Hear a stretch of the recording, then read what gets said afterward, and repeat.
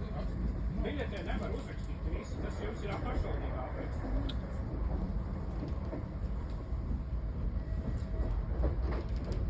Skaidri un gaiši rakstīts Jūrmalnieku pabalsts.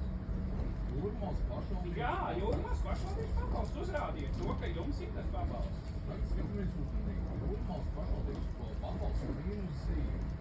Tas nozīmē nav pabalsts. Matemātikā saprotat mīnus 1,7. Jūrmals pabalsts ir mīnusīja.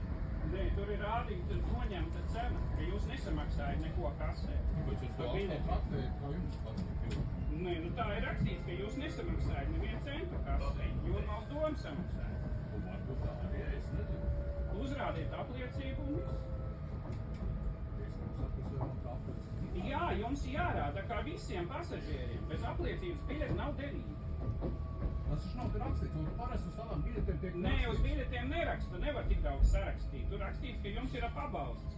Uzrādiet, uz ko jums izsniegta biļete.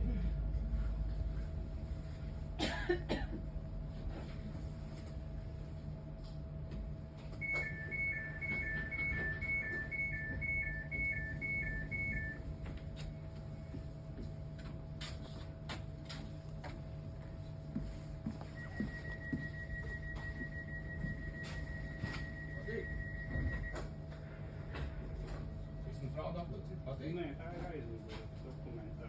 Tā ir priekšpusē. Nē, tā ir aizmugure, kur jebkuram cilvēkam, arī kurš pazaudējis apliecību, ir tāds Uzrādiet, vai tā ir jūs, vai sievas, vai brālēns, vai māsītes. Fotogrāfija apliecinās priekšpusē. Jā. Lūdzu. Paldies. Paldies.